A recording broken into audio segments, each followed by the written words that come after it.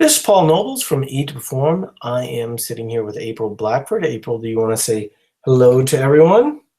Hi, everyone. So, today's theme, we're going to talk a little bit about how often you should be lifting heavy and does that support your goals. And there are a few ideas that I wanted to kind of get into with that because it tends to be a big concern um, for new people from the standpoint, am I going to get too bulky, things of that nature. And then I want to kind of walk through some of that. But then I also want to walk through the other side of things, right? Where you start lifting weights, you really like lifting heavy, but then you're not necessarily focused on the right types of goals and things like that, right? So, or maybe you're not seeing the results, and so maybe I could introduce you to some ideas that you hadn't considered. So, let's see. Did you say hi already? Maybe. Good. Okay. I'm getting old. I can't remember things. Sorry. First of all, if you're seeing me and you're bothered by the fact that I have a hat on, I apologize for that. There's not that many people that actually see this on YouTube. The good majority of people listen to this over the podcast. We pretty much, I don't know if I've told you this, but like we put these podcasts out and then pretty much the minute we put them out, I'd say the next morning we have 1,000 people that listen to it. So it's become very popular very quickly. And we have a few of the podcasts that have multiple thousands of listens and downloads and stuff like that. So thanks everybody for kind of doing that. For those that don't know, basically we are sitting here with, well, if you're watching on YouTube, you're seeing, why is he talking with his hand so much? But we're sitting here with a webinar with people. Right now we have 21 people in. By the end of it, usually we have somewhere in the neighborhood of 60, 70 people that are kind of listening in. We don't typically do questions. Sometimes if there's a question or something that comes up, we might deviate from that strategy, but in general, we try to have kind of a theme. And what we're going to try and do most of the time is take concepts that are being talked about in the forums, in the groups that we have. So if you're not familiar or you're just listening to this and you're considering becoming a member, what happens in the membership areas is a lot of these ideas come up. And, today, as an example, there's been a lot of people sharing before and afters and showing their dramatic progress. I think it's sort of interesting that there's a lot of people that have seen a short amount of or a big amount of success in a short amount of time.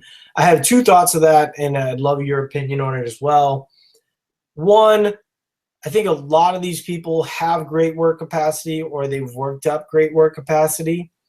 And then all of a sudden around the holidays, you sort of loosen up a bit. And in January, you get real serious about, hey, it's going to be bikini season soon. I mean, I know for myself, we've been doing these challenges in the programming and training group. And I noticed it right off the bat, and I think I've talked about it actually in a number of the podcasts, that my body composition changed really fast when I started doing these daily challenges. And then in the last week, I think we've done like 8 or 9 of them. I mean, it's been fairly dramatic, because I've been able to up my volume. And a lot of the times, obviously a big theme with Eat to Perform is that volume matters. And, people that are constantly just looking at down, down, down are missing a big part of the value of just sort of having, muscles filled with, glycogen and kind of looking, kind of lean. And work's a big part of that, and I think when one of the things that we sort of introduced people to that I'm starting to hear a lot more of, just in regular blogs and things of that nature, is that, when you work out, that's when your muscles are asked to use the nutrients that you're eating. And if you're not eating any nutrients, you're not going to see that pumped up muscle thing, at least for a long period of time, and kind of stick around. And so, it's been kind of interesting with these challenges, and then kind of like, changing the parts of our bodies that we're sort of working on. We've had like roughly 50 or so people doing these challenges with me on a daily basis. You guys are all welcome to do that. It's in our public group. If you're kind of interested in Eat to Perform, what we do, what we talk about, what we think about, that's a great way to start off. Any thoughts on that, April? Because I think that, you're, obviously, if you're not watching on YouTube, I mean, April shows up here every Monday night with a tank top on, with super traps. But you're an example of what I'm talking about. I was going to say, with the challenges, pretty soon you need to start showing up with like the cut off tank tops, like, the bodybuilding all the way down real low, like flexing and all that good stuff. But no, the point that you just made, that's kind of the big part of Eat to Perform. Is called Eat to Perform, and I tell people all the time is, with the added nutrients and the added food, you should be getting better at whatever you do and working to, to add more work capacity and get better. And if you're not getting better, then you're not doing it right, to some extent, because, that's kind of the primary part of it. And I will admit, I will be honest, and even though I registered that I was going to the Run Forest Run, but I didn't do it. The only place I ran was to the store in my car. So just to explain to everybody a little bit on how I design the challenges, every week I'm going to have a run. You guys could probably expect some sort of sprints here soon, but what I try to do is vary the parts of the body. And rather than doing something where you're doing like a whole body workout, I prefer to do a little bit more supersetting type stuff. That's more body weight workouts and things of that nature. And there are things that you can do throughout the day. So for instance, for myself, I'll often do those workouts as my only workout for the day. And then somebody else might do them as a supplement to their WOD activity, so they can have a little bit more volume, or if they do powerlifting or something of that nature. And so we'll talk a little bit about that. But the part of what we're trying to do is just help people view their volume a little differently. And when you're able to do things with a little bit of rest, and you're eating an adequate amount for what you do, I mean, I tell you, two things are just off the chain right now. One, I'm eating more food than I've eaten in a very long time, and I'm not usually shy about eating food. Two, sex drive is off the charts. I mean, it's unreal how this volume has sort of, kind of increased libido in the process. And, that was something that I talked about in one of my videos, because I was listening to this podcast with Bill Burr, and he was talking about Viagra. And I don't know, I can't remember where I read it, but the majority of the people that use Viagra are in their 40s, which sort of blows me away. This isn't the first time we've had a Viagra discussion, but I just think that the good majority of people don't work on heart health. They don't lift weights, males and females. But if you're a male, you know what I'm saying? Like, allow your manhood to go away. Like, come on, man. Are you using that hard health term literally?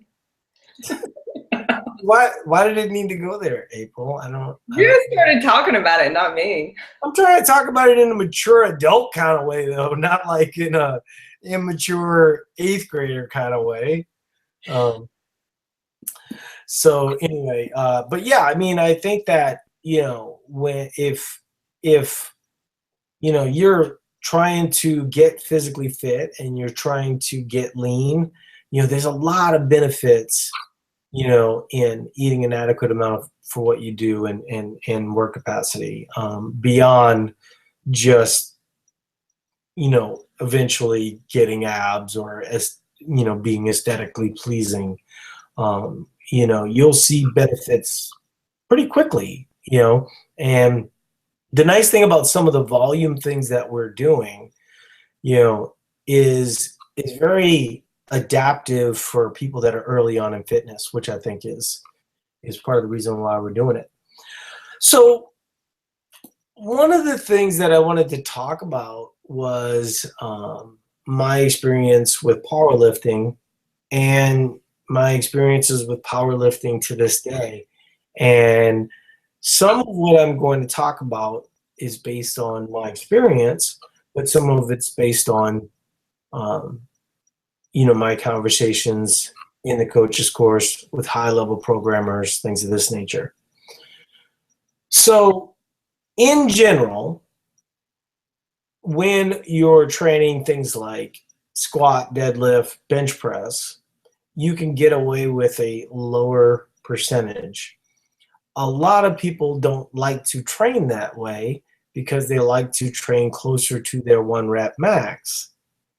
The problem with training closer to your 1 rep max, especially with a lift like deadlift that is very taxing on your central nervous system, is let's say that you were lifting at 80 to 90%.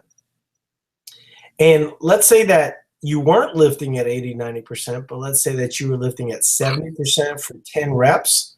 You're essentially doing the same thing, right? You're really going to be dragging on your central nervous system. So what is your central nervous system going to want in that scenario? It's going to want to deal with stress one way or the other, whether that be with food, whether that be with sleep. It's going to want to, try and alleviate some of that.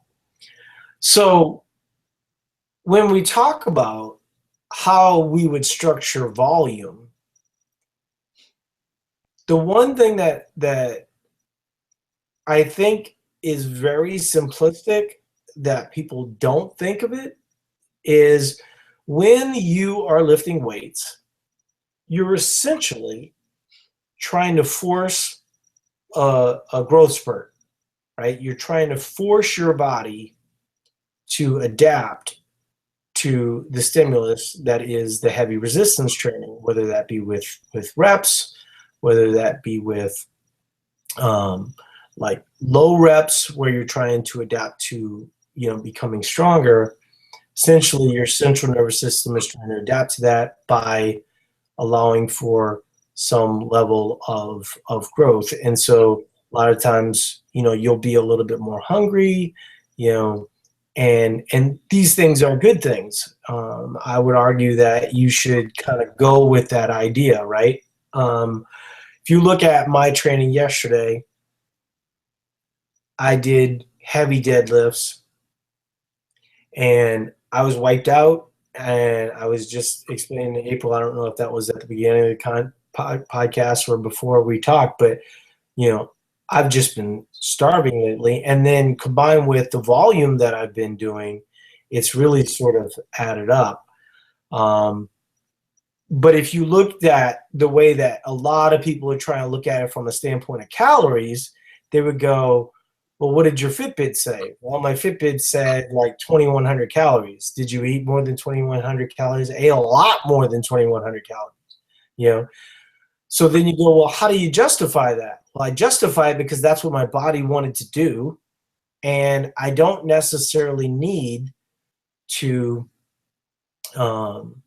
address everything on any one particular day, right? So some of the volume that I'll be doing throughout the week will allow my body to process, some of the nutrients that I've been taking in excess. And actually, on the days that you're lifting heavy, there's a extremely strong argument for eating in excess on those days because it sends a signal to your body that, you're allowing yourself to grow. Now you go, well, how do you stay lean in that scenario? Well, we'll talk about that in a second. But what I want to emphasize is that the point of lifting heavy, lifting for reps, all these things is that you're trying to grow at that point. And so you always hear from people that, they want to gain mass and they want to lose fat. So this is one of the ways that you would gain mass in the process. And so we'll talk a little bit about, thoughts related to losing fat, but you don't want to really be focused on the losing fat part on the day that you're trying to gain mass. And I think that that's a very simplistic idea in terms of growth spurts, in terms of eating an adequate amount of food and possibly even eating in excess, that a lot of people get lost on, and they wonder why they're not progressing. I'll just tell you that right now, my multiplier is at 500. It's kind of similar to Windler, but it's based off of Chad Wesley Smith stuff that he did for Eat to Perform way back in the day. And so it's like reps of 10s, 8s, and 5s. Yesterday it was eight reps for me, which I think the highest I got to was 8 reps at 350. I'm going to tell you right now, I am like, smoking those weights, but you do feel it afterwards, like I said, and I was hungry, so I ate, but they're comfortable weights for me, and I feel good about that. But the reason why they're comfortable is because I'm smart about what I'm doing. I'm not trying to, I think a lot of people wish that they could see a result, right? And see progress. And then they sort of kind of stall at their higher lifts. And they're kind of, if they were to examine it a little bit, they weren't as aggressive with the food part. Any thoughts on what I'm saying there? Because I want to kind of like break it down as we're walking into various ideas, because I think people are going to find it interesting where we're going. I think you kind of hit it spot on in regards to, the days that you're lifting heavy, the days that you're trying to, promote muscle growth. You don't need to interchange the fat loss days there. I think that's kind of very spot on. Too many people, try to cut back on calories, or like what you said, just go by Fitbit, not listen to their body, not listen to their hunger signals, and it kind of ends up playing a negative for them in the long run. Yeah. So we'll just kind of keep moving on here. One of the things that I want to be able to do is sort of get through the main parts within about 30 minutes. We might go a little bit longer today just because I think that these ideas need to be broken down a little bit more because they're big concepts. So you first start off, okay, you're relatively lean, okay, and we'll give other scenarios as well. But in the case of the relatively lean, a lot of times you'll hear from someone, I'm scared of getting bulky if I start lifting weights. So the first thing that I want to say is, if you're not eating an adequate amount of calories for what you do, that is certainly not going to be an issue, because you're not providing your body with the nutrients that will allow for better adaptation, and so you're not going to grow new tissue as a result. Actually, a lot of the times you will break down tissue and not provide an adequate amount of food for that tissue, and so you could actually end up with more fat tissue as a result, because you didn't allow for enough food to adjust for the volume. But when we talk about like getting bulky,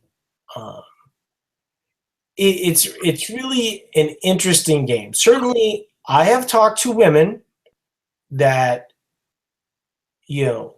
have gone down the path, and they probably would rather that they had not gotten so bulky. But let me give you an example of what I'm referring to.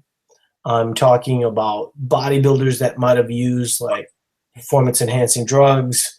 I'm talking about people that went extreme on the deep end. I mean, a lot of times we're talking about like real type A type of personalities, right? And so whenever they do anything, if they were dieting previously and now they're going to try and do it with fitness, they tend to be the type of folks that sort of overdo things. And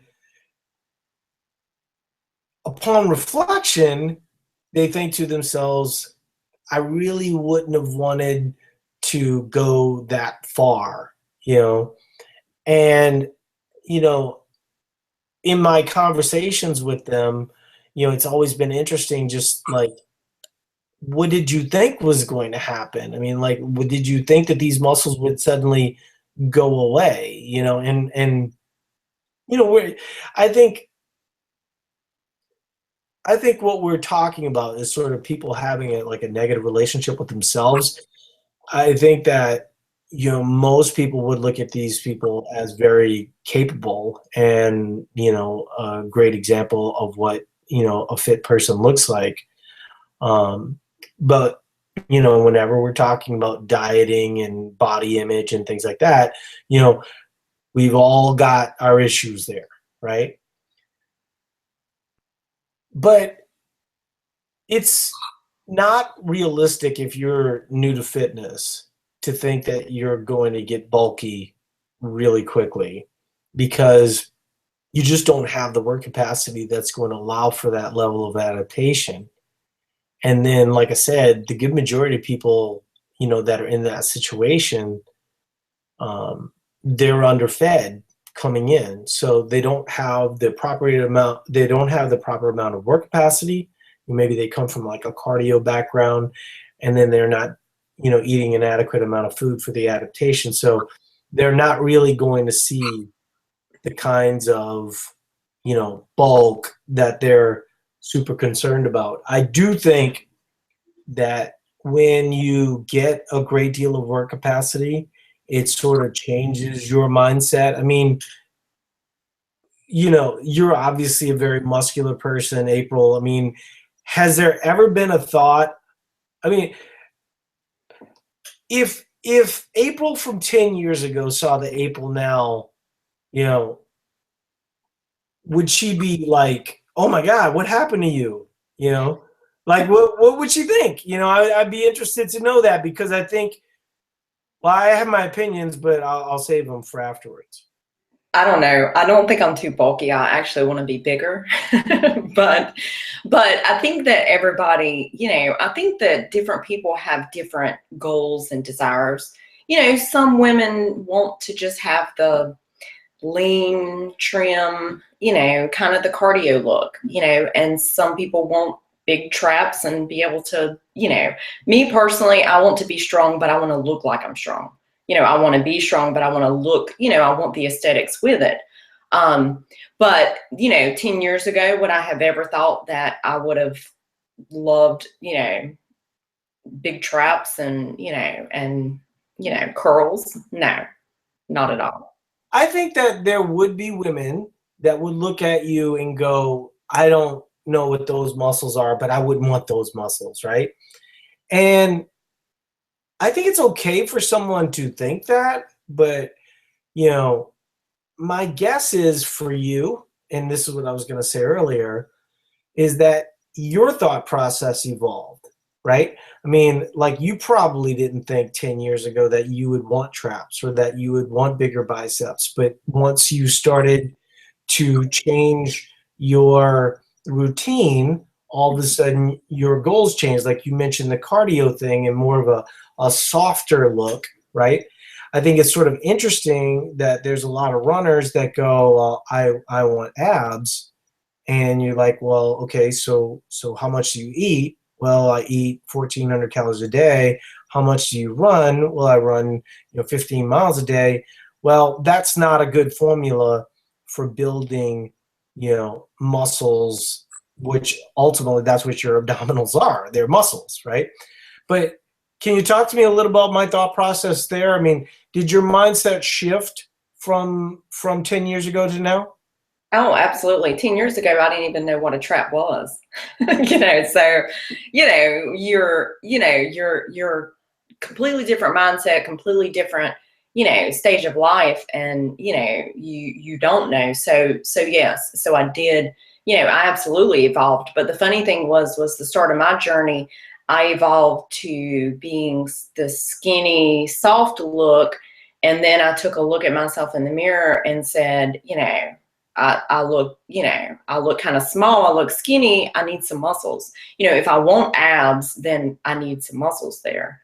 And then it kind of started from there. I absolutely agree with you, in regards to the, running, the runners, that's majority of them's primary goals. I want abs, and I tell people all the time, I've talked to guys at the gym before that, Okay, hold on 1 second though. Cause runners, you're going to have your day in just a second here. It feels like we're ganging up on you, but we're not. You're going to have your day in just a second. All right, go ahead. No, I am not against runners. I commend them. But like I've kind of chatted with the guys at the gym before, and they're like, there's a guy right now who he's young, his testosterone levels are extremely high. He started out at like 150 some pounds, and he kept talking about his abs. And I was like, dude, you need some muscles there. If you want the cut abs like you are saying you want, you need to be okay with gaining about 30 pounds, and getting some muscles, compared to your height, and slowly but surely it's kind of ingraining in his mind, and, the abs are forming. But that was the kind of the big thing for me. And even later, kind of what started me on the, the constant gain train for the past 2 years was, even when I cut down and I had abs, they still didn't look like the type of abs that I wanted. So definitely, I 100% agree. I definitely have evolved. So. Yeah, and I think that's really the point I'm trying to make, is that as your fitness journey changes, ultimately, the way you view yourself changes. And so you may not think to yourself, well, I want traps like April, but then all of a sudden you start doing that work, and then it becomes very appealing. And so but that, that's the other thing, comparing yourself to other people, I think ends up being kind of a negative road. And so as long as you're sort of pursuing your path, I think that's helpful. So I think we sort of covered that. We did have one question that I wanted to get to real quick. So to be clear, on lifting days, you need to increase calories. Yeah, you should be having the majority of your food so you can adapt. On off days, decrease calories. Sort of depends. Sort of depends on really what your volume is. Like as an example, even on a rest day, I might be going for walking and things like that. That allows for my calories to be a little bit higher. And so being super rigid with that, I think is kind of a negative. And you have to play with it a little bit. I mean, part of the idea that we're trying to introduce you guys to is that, you have to have some level of experimentation, and that you have to allow for some level of failure within the process, and, with other plans, typically if you fail, they want you to be even more rigid, and what we are saying is that that's part of the problem. She's now asking if she runs. We're going to talk about running in just a second. Okay, so now you have the other scenario where you have someone with fat to use, okay, and a lot of times those folks tend to be a little bit stronger, and they're carrying more muscle on their frame. A lot of people don't realize that one of the biggest resistance tools that you have in this world is your own body. So walking through, if you are a 250-pound man and you're walking through, the world on a daily basis, you're going to gain muscle even if you never lift a weight, because your body's trying to adapt to that extra weight so you can survive, right? That's part of how our bodies work. Now, obviously, you can out eat your metabolism. There's some level of work that needs to be done.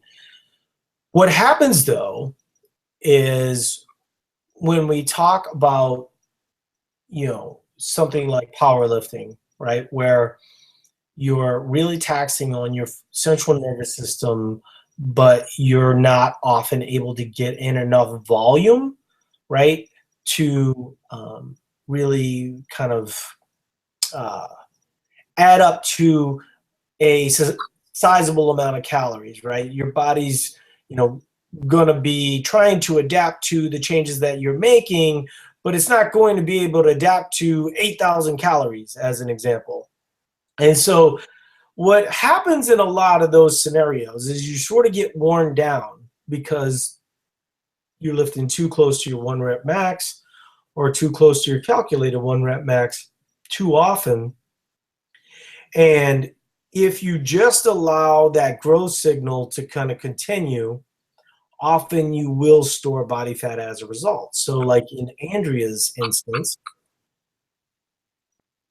and once again, I mean, if your goal is to go to Russia and compete against the strongest people in the world, then it might make a lot of sense for you to allow your weight to get to a point where you can lift more weight and be more competitive. The good majority of us are trying to look good naked. And we're trying to use, the things that we're doing to look like we lift weights.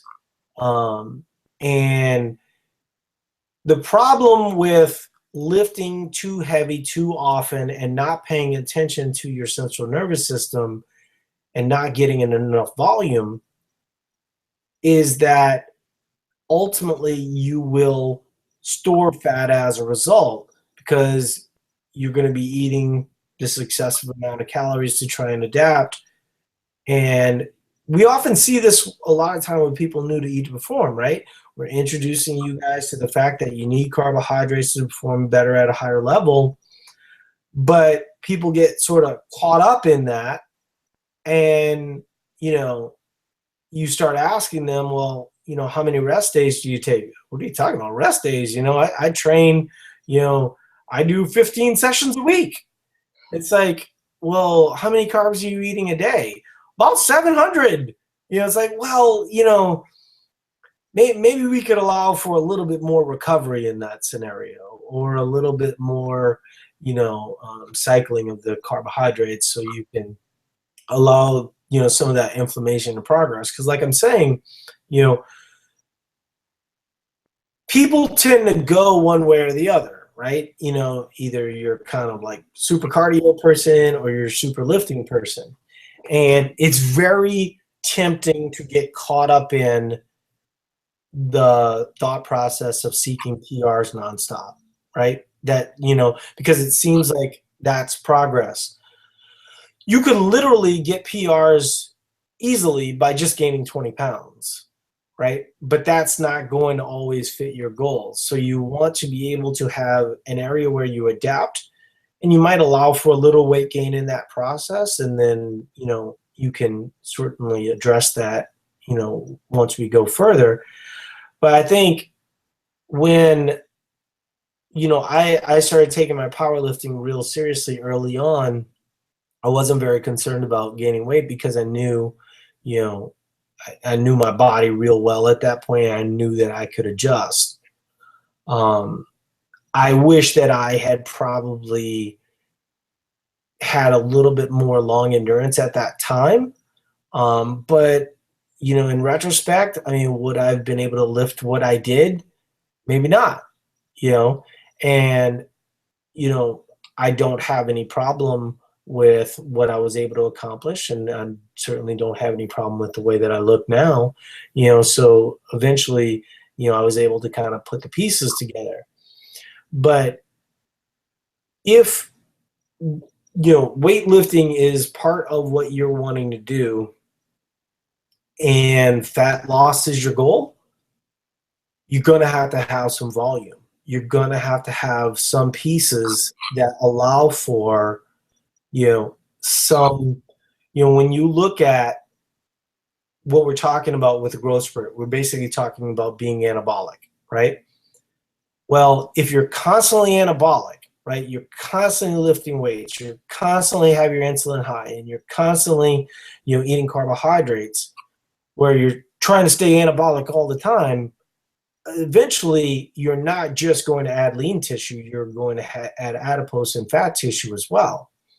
So what I'm saying is allowing yourself to be a little catabolic at times is not a super negative, right? It's going to keep you at a relative lean state so you can still seek your goals, long term. That doesn't mean that you're going to be like 4% and shredded the whole time, but you also don't want to dig a huge hole. I think that that's the point I'm trying to address here, is that oftentimes people will, the best example that I can think of right now is all of a sudden somebody wants to become a bodybuilder, right? And they want to get to 4% and they want to be stage ready, and they realize this sucks, right? And so then all of a sudden they're like, well, I'm going to become a power lifter. And then they take that to the extreme too. And what I'm saying is that some level of meeting in the middle is where almost all of us really want to be. And when you started down your fitness path, that's what you wanted. So don't get caught up in someone else's journey. Someone else is lifting 700 pounds, or someone else is like, you can see their, heart beating, I'm trying to think of like, what a really lean state would be. But, I think that, when we're talking about long-term goals and when we're talking about, trying to set up your food plan and your workout plan, does that fit what you're trying to do, right?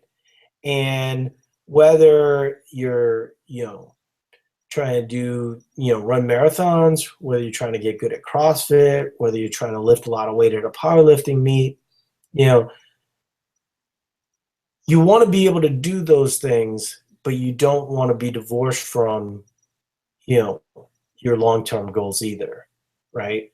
And so for a lot of the people that kind of get caught up in the PRs, and they often say, I don't like to run, I only run when I'm chased, those kinds of jokes. You don't have to just run. Volume can take a lot of, forms. And, I'm sort of showing these with these body weight challenges that I've been doing on a daily basis, where you can add volume without necessarily, running 18 miles. Any thoughts on any of that? Because obviously I covered a lot of ground. I think you pretty much covered everything. I do agree about the, whatever approach that you take, that it does need to kind of be somewhat married to your goals. That's very, very important. Yeah, because I think that it's really for example, I had a question someone had sent me a message in the forum, and they've got their first powerlifting meet, very first meet, and it's in, I want to say, I think it was 6 weeks, but they wanted to drop to the lower weight class, which was 20 some pounds away. And, and they were like, oh, this is what I want to do. And I was like, that makes no sense. It's your first meet, you're trying to gain experience and see, trying to cut that aggressively, that amount of weight in such a short period of time, it's just going to affect your performance. And, you'll never perform, where you should be. Those are goals that you would set for long-term, not 6 weeks away, so. Well, and if you look at, when I lifted 474, I was 185, something in that nature. And now, I can lift roughly the same thing at, 175, 170. And I'm pretty sure I could cut down to, because it's a 24-hour rehydrate, I could weigh in at 165 and probably lift the same. Well, why is that? Well, one, I've trained my central nervous system to take that beating. I thought it was interesting yesterday. I was kind of doing my sets, and my wife was working out doing CrossFit, and then there was a lot of other CrossFit people, and for probably 25 minutes, I was just like sitting there. I was already done. I've been really using kind of these other challenges as my supplement work. But people were like, well, why wouldn't you WOD? I'm like, well, I just like destroyed myself. I'm going to allow myself some level of rest, and I'm not going to say that everybody likes the way that I train, but I think it is kind of appealing, especially as we're talking about doing things throughout the day. I mean, you've been able to participate in a couple of the challenges. Were you doing the push-ups today? I was, yes. I'll participate. To be honest with you, I had some clue because you look jacked. I'll participate in certain ones if it complements, because I do my normal training. So if it somewhat complements and will go with what I'm currently doing, then I'll do it. Yeah, and I want the runners to feel a part of it, but I also want the people. I mean, we haven't really done any like super strength stuff because obviously, it's body weight. Well, I think the fun thing about it is that it's stuff that everybody can do. They're like doing during the day, like in their office, shutting the doors and doing it, versus, it may be their rest day or you can't get to the gym or whatever, So I think that's kind of the fun thing about it. Yeah. I'm wondering when you're going to add like some curls or something, like, dips and. I've been doing chin-ups, chin-ups is basically curls with your own body, right? I agree. Yes. Chin-ups is a predominantly bicep movement. Yes. I did just get ab straps. Do you know what I'm talking about? Where you have the thing. Yeah. It's sort of funny because I was watching commercials today, and they had Cam Newton, and it always amazes me when there'll be something on a commercial that's kind of meant to emphasize these guys' extreme athleticism, and like there's like 80 women in slot that could do that. You know what I mean? Like I think Christian, I think was her name, where she did the sit up where she was holding the boxing bag and with her legs, and then did sit ups. Man, I mean, I'm pretty sure Cam Newton could do it, but it wouldn't be easy. Those types of things require some level of skill, so it's kind of nice to be able to see that. I don't think there's really pretty much anything that we need to talk about from that perspective. I mean, the last thing that I just want to say in terms of like building muscle and losing fat, can you do it at the same time? Yes. Are you better off separating the two? Probably yes, right? So does that mean that you're, certainly bodybuilders, as an example, will often go up 40, 50 pounds, and then cut down. Is that you? You know what I mean? Like, is that your situation? Is that what you really want to do? Because I think that the majority of us, really want to get a good workout, potentially add some new tissue. But if I'm not, adding the absolute most tissue, when a bodybuilder puts on 40 to 50 pounds, it's not all muscle, in fact, the good majority of it isn't going to be muscle, and then there's going to be some atrophy on the way down. And so I think that, when we're talking about having like a more consistent plan where being on stage isn't your goal, or lifting, 1,000 pounds isn't your goal, then we can start to have a conversation about what, an aesthetic would look like. And I think for a lot of our gals that, are new to lifting but have fat to use, trying to figure out some way to have volume, but also pursue their new powerlifting goals and things of that nature, I think is a win-win in a major way, because, what's nice about lifting is that it just changes your relationship with yourself really quickly. And so if you weren't lifting and you have a fair amount of, fat to use, it could change your relationship. But at the same time, should there still be a goal where you're keeping an eye on the prize? I would say yes. And I would think one of the ways to deal with that would be volume, and then periodic, when you're out of season, maybe looking at kind of a shorter cutting period. So other than that, do you have anything that you wanted to talk about, April? No. Are we going to the endurance? What now? I'm echoing. I said, are we going to touch on the endurance, the running, the cardio? Well, really today we were sort of talking about kind of the muscle side of things. And I really wanted to kind of let that be the focus. In terms of cardio, obviously, we're talking about a little bit more of the catabolic side of things.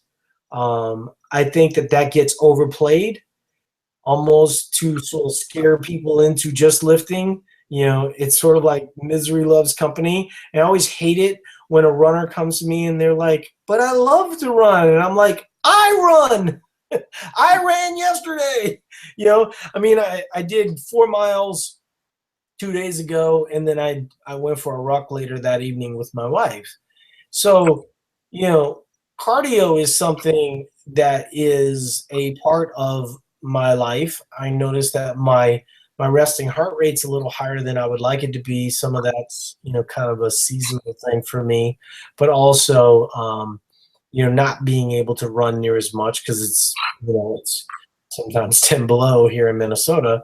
And so it's not always easy to kind of get that in. So I'm sort of looking forward to kind of March. I'll be in San Diego next week, which, by the way, no podcast next Monday because I will be flying into San Diego next Monday night. So, so there's that.